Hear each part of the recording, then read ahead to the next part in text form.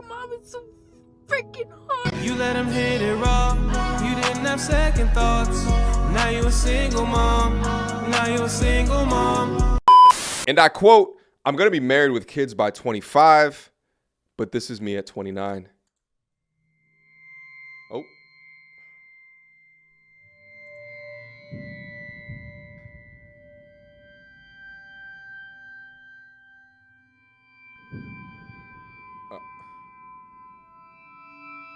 Okay. I count 3. Whoa. Ah. I count 4, 5. Yeah, this is pretty gross. Oh, like she was heavier. 7. Wow. 8, 9. Yeah, this is disgusting. Like, okay, 10. Just carrying on life as if herpes just does not exist. 11. Yo, this is crazy. 12. Ladies and gentlemen, I present to you the modern woman today. 13. Wow. Documenting, ruining yourself, demonstrating why you are unwifeable, why you are unmarriageable. Listen, this is why I say to all my G's out there, before you get in a relationship with some of these women, you have to run the whole facts on them. Because when she meets a guy that she actually likes, best believe she's going to do everything in her power to delete all of this media. The plot actually thickens, which goes into the psychology behind her madness. This used to be her. So she made it to 26, 27 years old, all of her life being a bigums, not getting the attention that she dares so crave. And I don't know if she got weight loss surgery or if she was consistent with a diet, but this definitely explains the insecurities within her mind that then causes her to seek all of this attention from all of these dudes because she's never had it before in the past. Shout out to your weight transformation, mama. You look way better than what you did previously, but you're doing your body and your mental health a far more disservice by sharing it with all of these men. Make your father proud and do better. Do we need men in our society? Listen to this. Yep. Do we need men? No. Do we need men? Honestly, no. Do we need men? No. Why?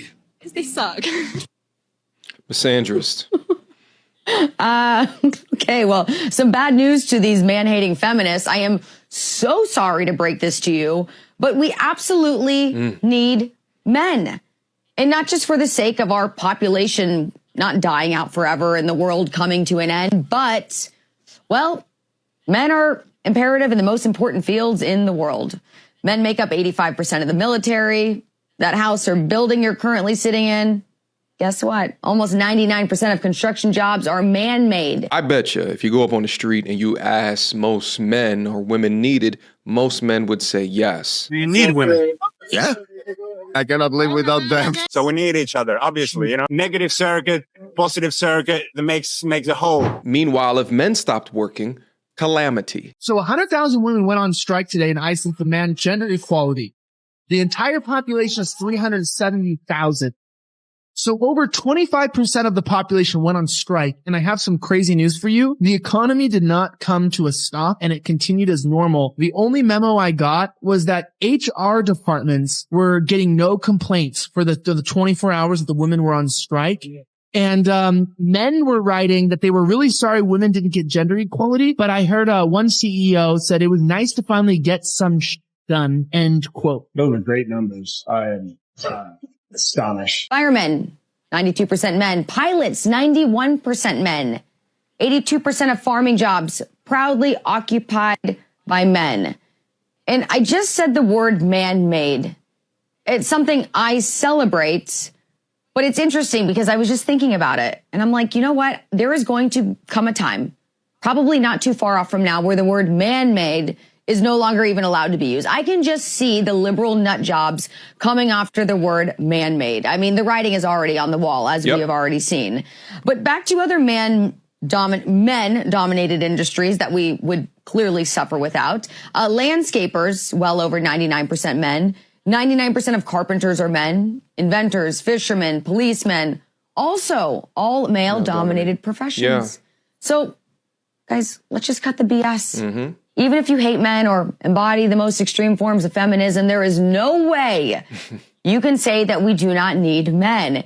And don't forget, if it wasn't for a man, you would not be alive.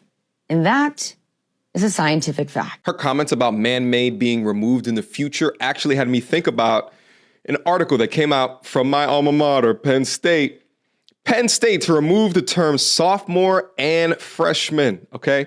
Now, they're removing the terms freshman, sophomore in an effort to rid course descriptions and materials of gendered terms. I actually think they're going to be removing senior as well. Penn State's faculty voted on April 27 to remove the bill on preferred name and gender identity policy. The recommendations, which were given to the General Senate by the Senate Committee on Curricular Affairs, were made to ensure that all materials given to staff and students are inclusive, according to the student paper, the Daily Collegian. The changes will replace all pronouns in course materials and descriptions with they, them, theirs, and use non-gender terms like student or staff instead. Freshman, sophomore, junior, senior will be replaced with first year, second year, third year, and fourth year students to move away from typically male-centered world and rid the college of materials with a strong male-centric binary character. So she's right. This is actually actively happening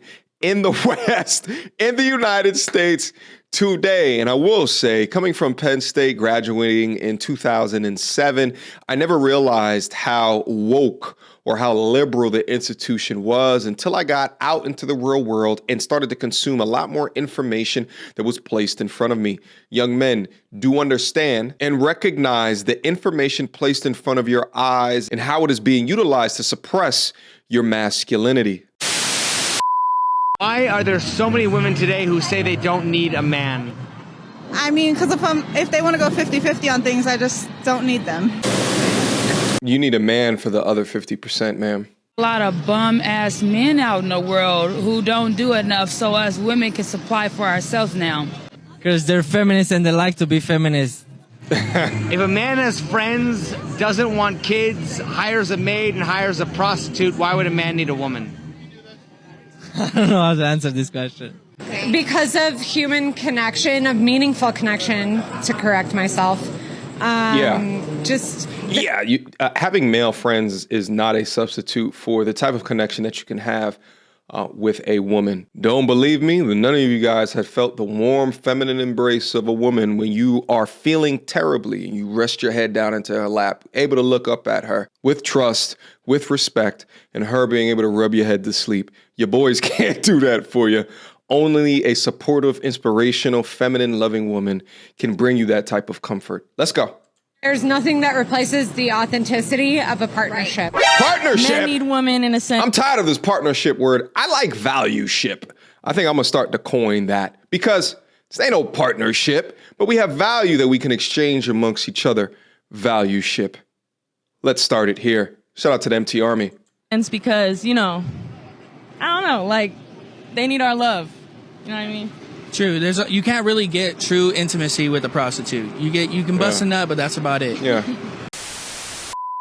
I'm about to tell you why Black women don't need a man. Okay. As a relationship coach who works with Black and brown women, I hear so many of my clients consistently say to me, I don't need no man. Sure. When ultimately they absolutely want one, but they just cannot wrap themselves around the idea that they could possibly need one. The reason why they don't need a man is fear. Fear that needing a man will minimize their accomplishments. Fear that needing a man will minimize their strength. Fear that needing a man will put them in danger and put them at risk to be neglected, abused, or abandoned like they have been in the past. Yes. Realizing that you do need a man as a woman, realizing that men and women are interdependent and we need each other is the exact thing that will lead to the safety and security that you crave in the most amazing relationship of your life. She's absolutely right. And I love her psychological breakdown of women that say these different things. You may not need, but you damn sure want. And that want stems from a need for you to be happy into old age, feeling provided for,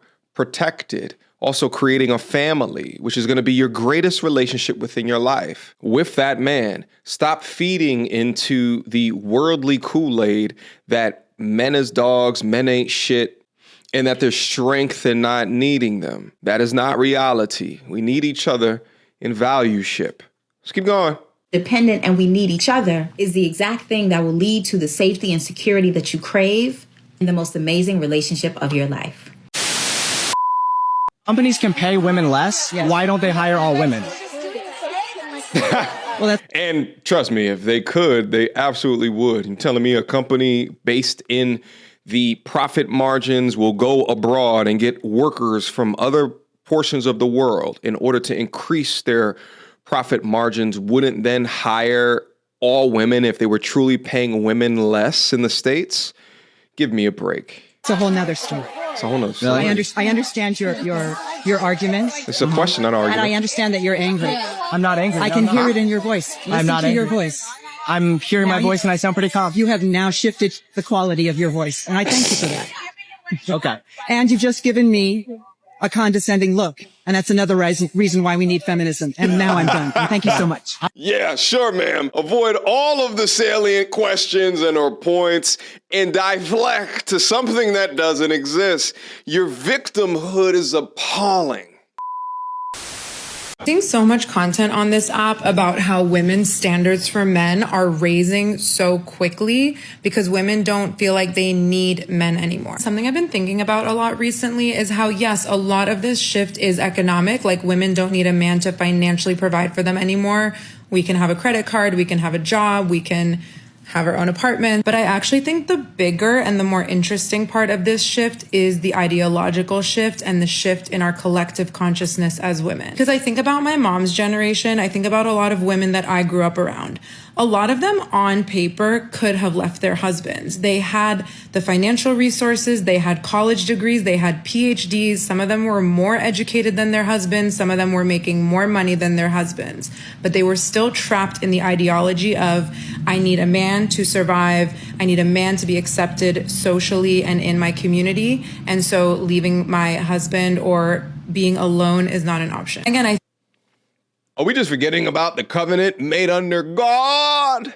Are we going to just forget about that as well? That perhaps the promise made to God at least held some weight in there as well. It's crazy watching these modern day feminists make arguments about the economic availability of the woman as to why they couldn't leave their damn husbands. Relationships go so much deeper than just money, ma'am. I think the more important shift than actually the economic empowerment is the ideological empowerment.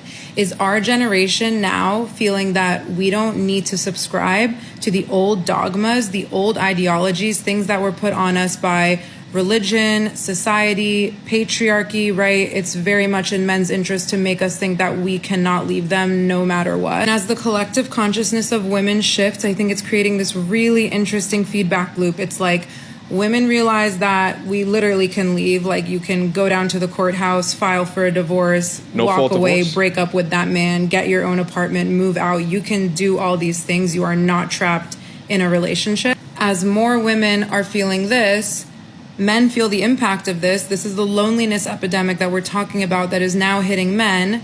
And I think it's finally starting to trickle down to is men finally needing to, instead of gaslighting and trying to brainwash women into feeling that we have to stay with them, we have to be married, we have to have kids. That brainwashing is clearly not working anymore. So the final step in the feedback loop is men actually seeking support and seeking a way out of this patriarchal thinking that really hurts them as much as it's hurting women, right? The hamster on the wheel is just flying at a rate that I've never seen before. For her to get from one illogical point to another illogical point and to fit them together as like uneven, unfitting puzzle pieces that she's just jamming together to make her set complete. For example, talking about the loneliness epidemic amongst men is not from women divorcing men. It comes from a string of other different factors I don't have time to go through with you right now, but you guys are hearing it from the horse's mouth right here. No fault divorce, child support, alimony. We already know how men are treated within the family court system. I mean, shit, in Georgia alone, a man can have a child with a woman, and if it's illegitimate, has no rights to this child, cannot visit this child, but has to be financially responsible for this child. But you heard it. Women, because of their economic empowerment, are just leaving divorces now. Yay, go 20th century modern woman, yay. Which begs the question, men, why are you getting married in front of the government and signing your name on a dotted line when this is the mindset of these women nowadays? That because she has hit a stretch of unhappiness, she can ruin your life. And it's being pushed by these modern day Jezebel demon women that wear feminism like a badge of honor. Going to therapy, them seeking resources, them finding community among other men and starting to like talk about their feelings, talk about how do they grow and improve from an emotional standpoint and become better partners, better fathers, better members of a community. And starting to see this larger picture start playing out, like, yes, it's the very early days, but I do feel like it creates a lot of hope and optimism, at least. Oh my God. So what happens when you don't need men anymore is that the women stop marrying or dating or having relationships with the men. The men then become lonely and then get into social men's circles in order to try to work on and improve themselves. She is so delusional, but you know, everyone has a cell phone to record their bullshit and upload it to the internet so we can talk about it. Thank you for the drivel that just came out your mouth because we're all enjoying ourselves making fun of you. And what are you looking for in the next man? Pardon? What are you looking for in a man now to wear this clothes? I'm not looking for a man. Let's start there. She's trying her best, and you're gonna help me. Yeah. Oh, let me do it. We don't need men to do anything. Hey guys, it's been a lot of fun, but I'm gonna go.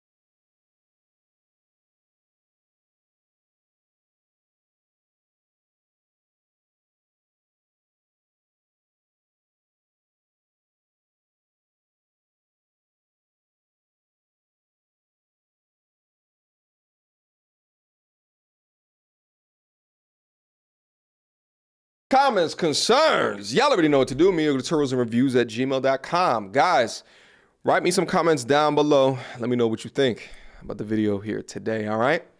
Until next time, YouTube. Peace!